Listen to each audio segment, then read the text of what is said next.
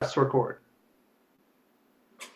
Hello, it's Mark here from WREVA, and today we've got our electrifying news for August. With me, as always, we have Mr. Ian Graham joining us and Mr. Eric Stevens joining us. And as you can see, they're in the same building, which is unusual, but we'll go with it. We'll go with it. It's not AI. Yeah.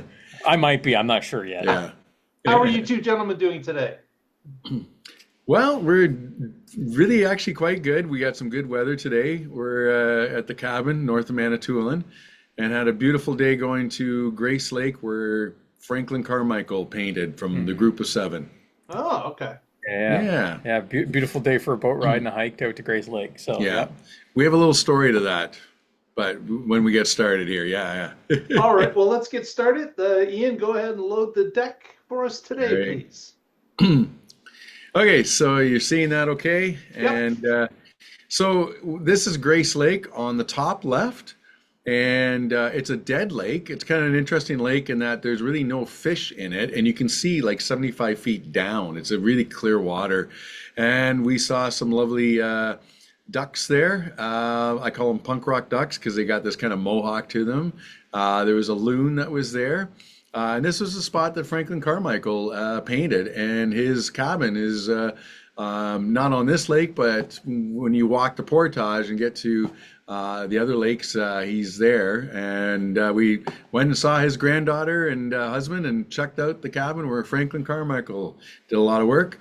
And anyways, and this is a little aside, we also have a new friend, Mr. Bear, who visited us last night.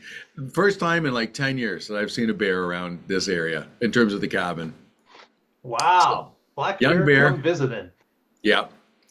Eric went back into the kitchen. Eric just happened to look out in the back deck and, hey, Ian, you got a visitor or Yeah. something on your deck. There's a bear. Yeah. So, Yeah. anyways, kind of neat. All right. To that point, let's get started with our show.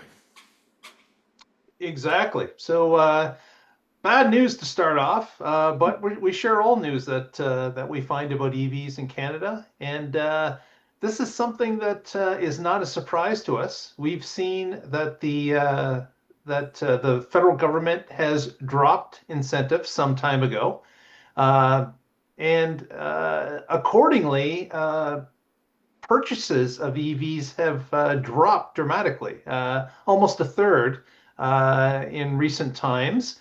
And what seems to be going on here is that, of course, once you lose an incentive, there's been a lot of people that typically buy right up to the incentive, trying to get that incentive if they were on the fence, deciding whether or not they were going to buy. So there's a rush at the last minute. In that case, it used up all the incentive even a little quicker than what was anticipated. And now we've got no incentive, but there has been some rumors that the federal Liberals are planning on introducing another incentive. And of course, this pushes the market to kind of sit on the fence a little bit longer. They don't want to miss out on another incentive. So if they hear it in the wind that there could be an incentive coming from the current federal government, they may wait a while. And that, of course, is going to drop sales in the coming quarters until such announcement comes out and lets people know and gives them a clear roadmap as to whether or not there will be incentives and what that amount would be. So until we actually hear from the federal Liberals about their new plan, I can see that the next few quarters could be rough as far as EV sales go, because, of course, everyone's going to be defense sitting, thinking that something's coming. I don't want to miss it. Therefore, I'll wait a little longer. Yeah. And I fully agree with you, Mark. And one of the things that we've seen is the federal government has mentioned that they're not trying to back away from the ZEV mandate. And so in order to do that, they're going to need some type of incentive structure in place. I think another thing that's kind of compounding all this as well, too, is in the United States right now, their subsidy is also going away at the end of September. So I think a lot of the U.S. manufacturers or even manufacturers shipping cars to the U.S. are prioritizing them to try to get deliveries in before their incentives dry up as well too. So there could be an inventory crunch plus we've of course lost our incentive for now. So it'll be interesting to see what happens. Yeah, I think that, the whole market, at least with Canada and US, is a little bit chaotic right now. Nobody which knows really which way Taco's going to swing. And yeah, we know that the 7500 in US is going to be taken away. But the fact that there's a rumor mill and rumblings going on about our Canadian government and potential federal, I think a lot of people would rather, wait and be, for sure knowing what they're going to get that way than like take the chance, buy it, and then find out, oh, geez, I could have saved another $5,000 on this. And that's just common sense, really. Anyone who's looking at an EV is going to do the research and is going to hear rumblings about this and go, well, where's those incentives that we had before? It'd be interesting too. Like, I don't know that anything provincially in Ontario is going to happen that way. But and for that matter, the other provinces, but it's a wait and see. It really is. And it's too bad that, market wise, it has gone down quite a bit. Though there are a few manufacturers on some models that are offering $5,000 cash rebates on their cars right now too, to compensate for the federal rebate too. So if there's any shoppers out there that are savvy and take a look at it, now might be a good opportunity to pick up certain cars as well too that may have some cash incentives. And some manufacturers have added 0% purchase financing as well too. So there might be some deals out there because of this as well if you're paying attention. Yeah. Exactly. So as a future customer, it's always best to do your homework and see what's available and what could be available. Yeah. So, all right. Yeah. So I thought this story was interesting here, and this is a story that was kind of mentioning that in a lot of different countries in the world now, EV sales are booming. We're seeing a boom in Africa. Nepal, which is right next to the Chinese border, is seeing a massive boom as well too. Nepal has seen a huge boom in hydroelectricity generation, and as a result, also they've been really pushing transitioning the country to electric vehicles as well. So while we're sitting here in North America, and there's certain political interests in the United States that are kind of working against the U.S., the fact is the rest of the world is moving on. EV sales are growing in other parts of the world today, and EVs are finding their way into other markets today, right now. And they're also becoming much more affordable. So we're seeing countries where cars and car ownership is oftentimes very difficult to achieve. Here we got a picture of a BYD Dolphin here. And this is a vehicle that is quite an affordable vehicle for a large number of people, even in countries that have less developed economies. So I thought this was an interesting story. Yeah, the Nepal, actually, it's funny you mentioned it because our friend Brian White is actually visiting Nepal over the next week or so, and is looking at the balloon, the EV motion and what's going on there.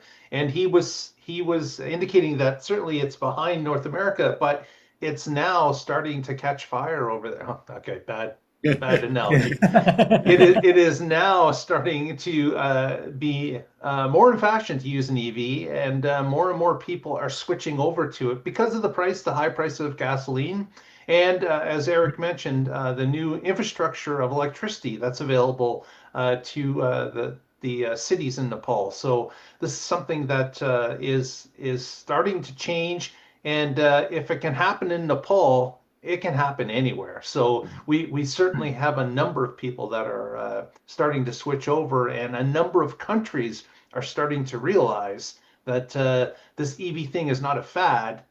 This is something that the rest of the world, as mentioned, is catching on to and moving on to. Yeah. And for that matter, look at Norway. It's been doing this rise for quite some time with EVs, but I'm seeing in Latin American countries as well that there's a lot happening that way. And the other interesting thing, just in regards to Ethiopia, I think they're making a real transition from oil and gas, that they really want to change from that. So the EV market makes sense, but I think they're also doing lots with renewables for that matter as well too.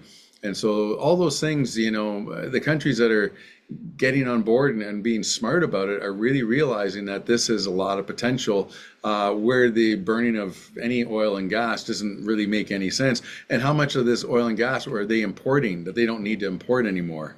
I think that's a key factor as well Yeah. on that. So Yeah, likewise, I have colleagues in the Philippines, and he was mentioning just 6 months ago the charging stations. He would easily be able to get charging stations.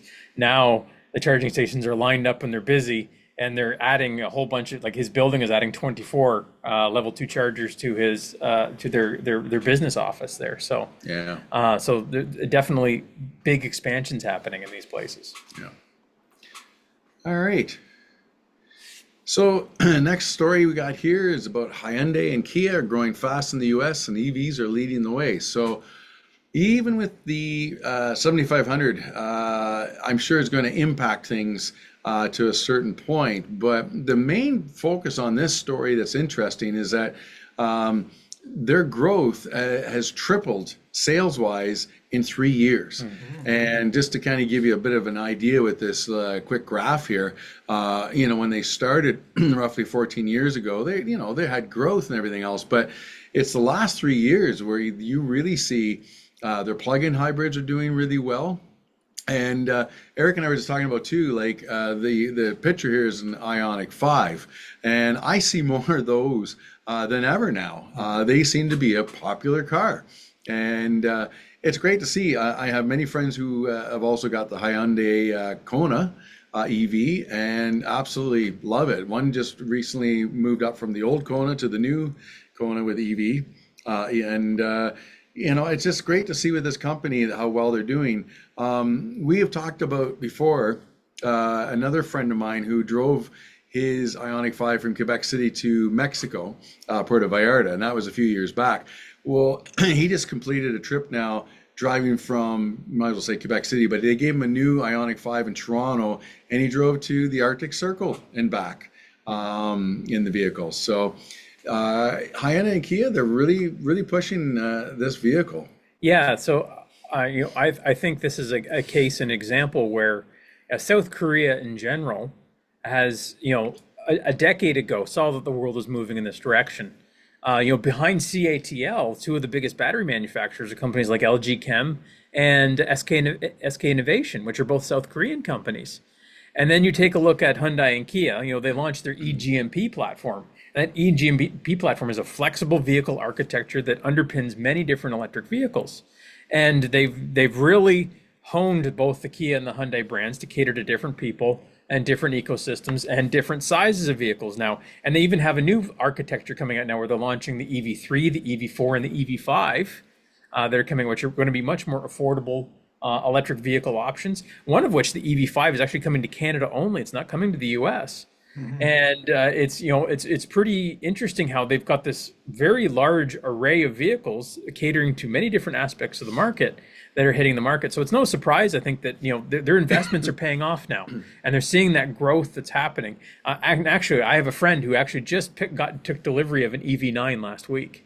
So lots of great stuff coming out of Hyundai and Kia, and yeah, the investments and the stuff that they did a decade ago is now bearing fruit. So. Yeah, it does sound that this group, this company is aiming squarely on the EV market because of them adding. It was nice to see the Ioniq 5 show up, and then Kia showed up with the EV6, and then there was as Ian mentioned, the early runner, which of course was the Kona. These are all vehicles in different segments, and with the EV9, another segment's been opened with a three-row SUV. So this is something that obviously they're targeting, that the EV market is going to be part of their future. And that's why they're pushing forward. It's great to see. I would wish that some other legacy companies would see that the writing on the wall and join Hyundai and Kia because this is something that is going to benefit their bottom line. There's going to be more sales, and we have another story about that as we go on today. But it's good to see that at least this South Korean company is leading the way. Yeah. All right. Mastering EV sales. This is an interesting one about with the dealerships. Yeah, so this is a Canadian survey that was performed with different Canadian dealerships, and wanted to reach out after the EV subsidy had disappeared. They wanted to find out how EV sales were happening, and what percentage or so was being for that dealership was EV compared to ICE vehicles.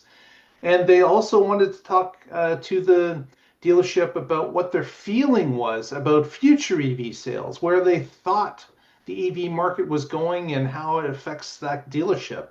So they talked to groups in British Columbia, Winnipeg, Manitoba, and then over to Eastern Canada, where they spoke to an Ontario group.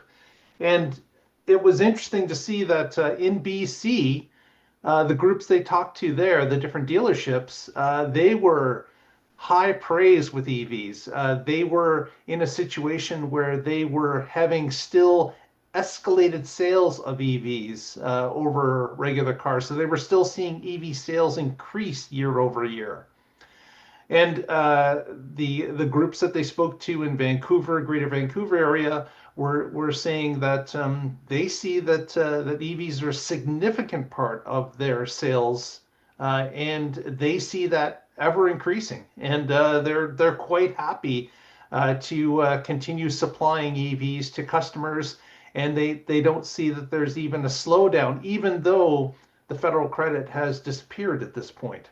So there was one on the West Coast. That's what they were saying. When they got to Winnipeg, the dealership they spoke to there was a little bit not with as much of a rosy picture. They were indicating that they were having a hard time getting EVs in the first place. The problem is that some of the high traffic provinces, BC, Quebec, Ontario, that have an EV mandate, they want companies to sell EVs. Therefore, there could be disincentives if they don't. What's happening is that companies are pushing their sales of those cars to those provinces, so they're not going to be penalized. They want to be able to get enough EVs into the market so there's no penalties for them. And what happens is that other provinces that don't have a mandate, sometimes they're overlooked for volume of receiving EVs. They only get the second-hand ones is what they're saying is they're second on the list. The provinces that have a mandate and have stated that you have to sell X amount are getting the EVs first. So that was interesting. It's something that I didn't think about, but Winnipeg is in that boat. The whole province of Manitoba is in that boat. Yeah. And then they moved on to Ontario and talked to a couple dealerships there, and Ontario was kind of in neutral. They said that yes, EVs are still a big part of our market. In fact, a few of them quoted that it was 15% of the vehicles that they sell, which is a substantial amount still. But they had seen more when the federal EV credit was in place, so it has dropped a little bit over that time.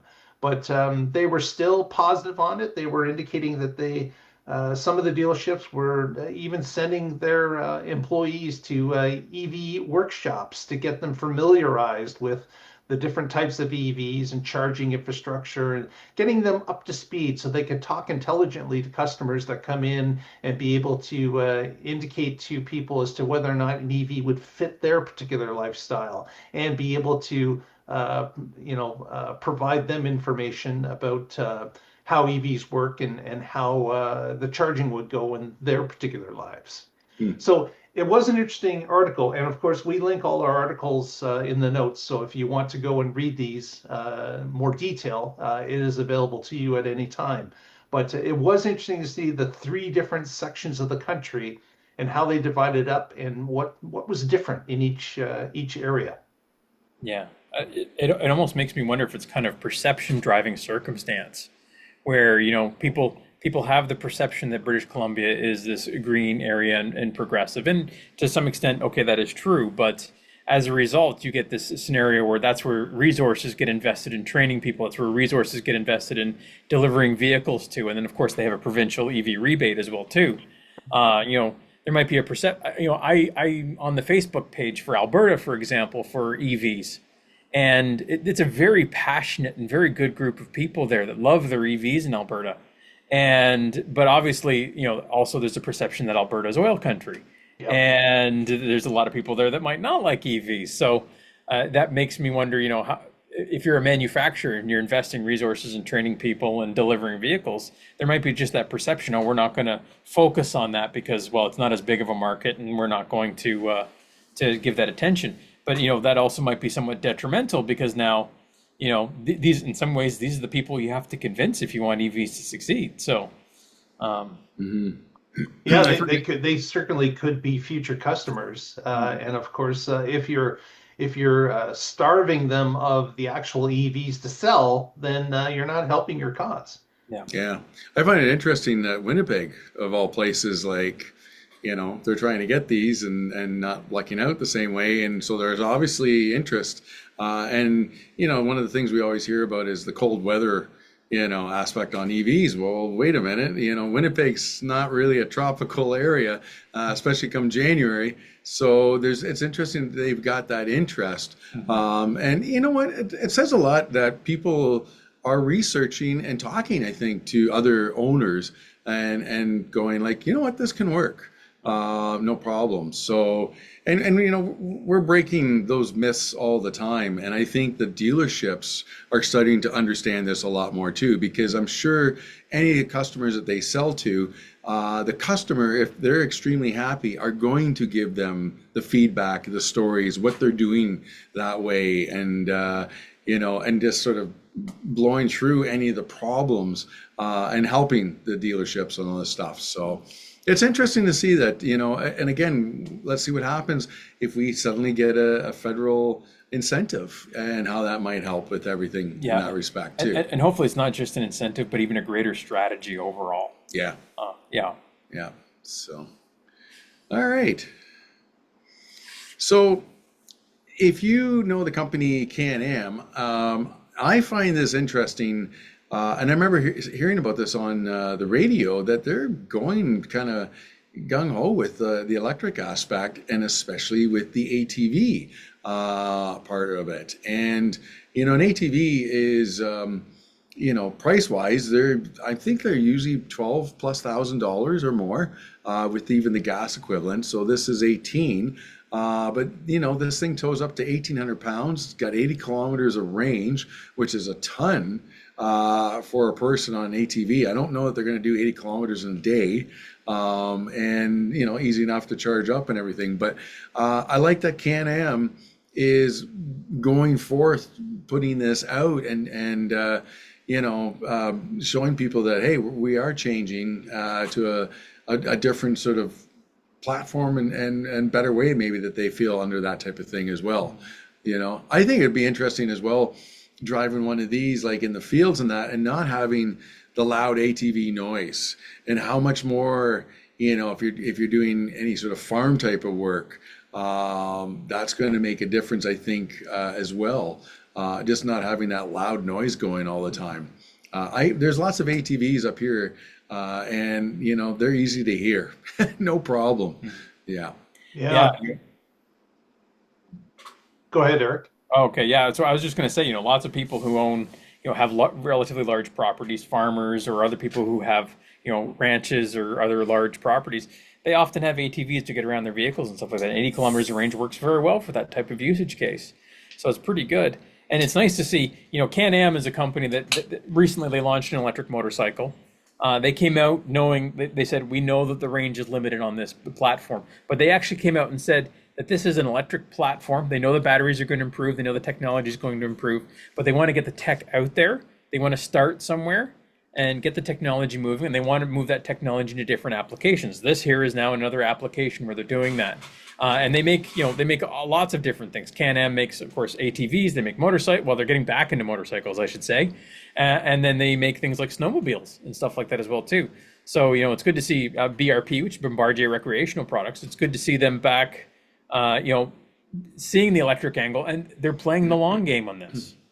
So Hmm. Yeah, of course, the more volume you can add for sales, even across multiple different models, helps the company out for the bottom line because they can buy in bigger volume. Maybe they're all using the same type of batteries or battery pack, and maybe they're modular that you can just plug in based on the application. And having more and more sales across their fleet will help drive the price down. And as Eric said, once you get started, you start to learn things, you understand things a little bit better, you make modifications and changes to make the product better, to improve mileage, to improve towing capacity, whatever. And you have to start somewhere in order to start playing that game. Yeah, exactly. And as these products get purchased, and again, same thing, word of mouth, going back to the dealer and saying, "Hey, we love this product," that type of thing. But then the motorbike aspect, the snowmobile aspect, and they're only getting better. All of these products as well, and it's a very compelling case for a lot of people if they're not having to worry about oil changes on their ATVs. They're not having to worry, oh geez, I better make sure I got that jerry can of gas ready to go. Every morning they wake up and there's your 80 kilometers, and I think it just becomes, this is what we do. And more farms, I think, they did a lot of solar in Ontario, and more farms are looking at doing this type of stuff, and if they can offset their fuel costs with something like this, it's going to make a big difference for them as well. yeah, and a vehicle like this with 80 kilometers of range, you can just plug it off a 120 volt receptacle in a utility shed. Yeah. And isn't this just like everything else? Is that as cars become commonplace being electric vehicles, companies start to look at other things. Well, why can't we make our vehicle electric? Why can't we make our boat electric? Why can't we make this application work for us? Similar to how Ian started with the solar battery pontoon boat. Yep. Yeah. It just made perfect sense. Why is somebody not using a small manageable battery in a pontoon boat and on top of it charging it with solar because the boat's sitting in the sun most of the time in the middle of a lake. It's an ideal place to collect electrons from the sun, and Yeah. that was an afterthought at that point. But Ian Pioneer has noticed that this is starting to be commonplace now. So the words the people looking for ways to improve their products are seeing that electrification is an excellent way of doing that. Hmm. And speaking of the pontoon boat, I think it's either 3 or even 4 years that the boat's been in the water, Yep. and it just chugs along. Like today, the trip to Grace Lake is a good 40 minutes, half an hour, 40 minutes, and there and back, so good hour and a half plus, and no issues. 5 people on the boat and everything. Yeah. Yeah. Yeah. So it's really done well for me, and it's kind of funny. Like I have still a 14-foot aluminum gas boat, which I'm like every time is like, oh, I gotta change this over to electric at some point. And all right, well that would be next article is about Ford. We got a couple little slides on this. Yeah, I kind of linked a couple of articles here on Ford kind of together because they're somewhat related as well too. But Ford has been building its big blue oval plant. We've been hearing about this for a long time, how they're making this big investment about this factory. Well, they've now actually delivered their first batteries for this. So the first batteries have rolled off the assembly line. They've actually gone for the Ford F-150 Lightning. And so their blue oval plant in Kentucky is now operational, producing battery cells and batteries for the Ford Motor Company. So it's good to see that Ford is now making their own battery cells in partnership with SK Innovation. So they're working in partnership with, again, South Korean company, so SK Innovation, but they're building batteries now. Yeah.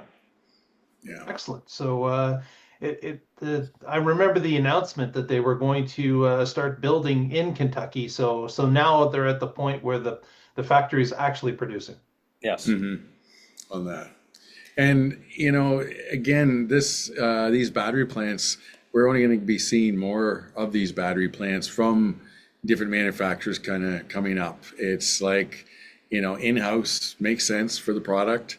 And I think for that matter, we're also going to see probably that much more about the recycling. I was telling Eric today, I just saw a video where a guy on YouTube, Jerry Rigs Everything, went and visited one of the biggest recyclers for lithium batteries and explained the whole process. It was actually really cool how they do this. So I'm sure that, Ford's going to be doing this, Tesla's going to be doing it, you name it. All these guys, this is a big part of this aspect. Makes it a whole circular economy now, where you make batteries, you after they're done their useful life, you recycle them and make more batteries under newer technologies and better processes. Yeah, exactly.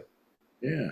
So to that point with Ford as well, we have the vehicle. Yeah. So Ford a little while ago announced we talked earlier in the show about how Hyundai and Kia with their eGMP platform, made a big investment into this new architecture for electric vehicles. Ford a while back kind of did what I call a quick and dirty approach, where the Mustang Mach-E was based off of their C1 platform, which was sort of gas electric crossover platform, and they electrified it. And then the F-150 Lightning is, heavily based off the original F-150 Lightning with a different frame. Well, this new platform now is a whole new bespoke platform, and Ford claims that they've been paying very close attention to the Chinese manufacturers on this as well, too. We've seen stories about their CEO driving vehicles like from Xiaomi and their Xiaomi 7 and how he loved that vehicle and stuff like that. And so about this is about building a whole new level of affordable vehicles. And they're also changing how they build the vehicle as well, too. Traditional vehicles today roll down an assembly line, and people reach into the vehicle to build cars and parts like that. Now these new vehicles are going to be built in 3 sort of modules, and they call it the tree. And the idea is that people will actually be able to build the interior before the entire frame is put together on the car. So it's a different way of assembling the car, and then it all comes together and gets joined into one vehicle as well, too. So they have a new process. And the very first vehicle they're supposed to launch off this platform is a new affordable electric EV truck, supposed to start at $30,000 US. It's supposed to be a mid-sized truck. People are saying it's going to be something like the Ford Maverick-sized vehicle, somewhat. But we'll see. We'll see what happens there with that. So a whole new architecture from Ford. They said they're paying attention to the Chinese, and they're trying to make their EVs more affordable. So if they're successful, that's great for us, the consumer. Yeah, absolutely. It certainly helps out if Ford comes in with a more affordable vehicle. And of course, a pickup truck is a great move, even if it is just a mid-sized truck, because so many people want a pickup, but they don't require the full utility of a full-size pickup. And having it as an electric pickup, it's going to save people money on fuel and maintenance. And what a better way to enjoy a pickup in an urban environment when you're not paying for fuel or maintenance. This can be a huge win. I really hope that Ford can knock this one out of the park.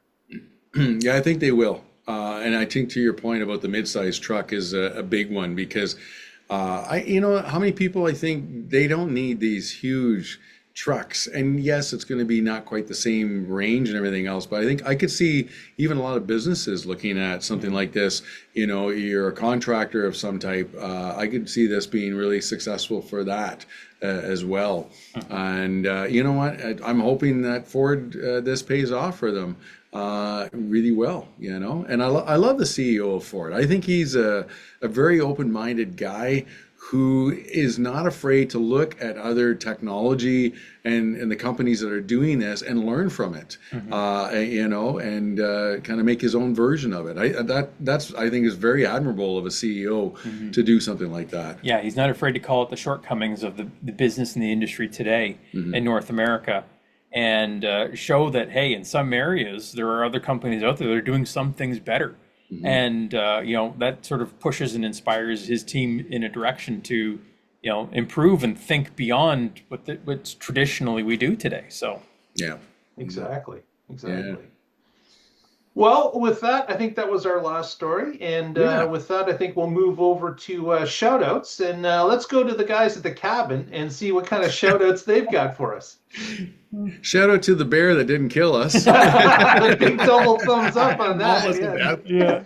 You know, it's funny. I actually chased the bear up the hill to get some pictures, and I don't know. I'm not saying I'm not necessarily somewhat scared. I could tell it was a young bear, and you know, if you make enough noise, it was already taken off. But it's cool to see at the same time with this. Yeah, So yeah, I did find it a little weird when Ian was running up in the woods going, "Come here, bear! Come here, bear! Come here, bear, bear, bear!" Like, aren't you supposed to be yelling at it to run away? You know, it's kind of the opposite what we're trying to do here.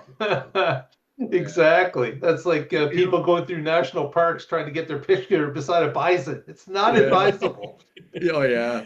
I will Oh, say one shout out. I got to give a shout out to Eric actually for because this podcast is not only brought to you by Sun Solar and Battery because the cabin's complete here is off grid, but I think we got the water hydro going again because as fall comes, the sun starts to set a little bit, more, and it's a little.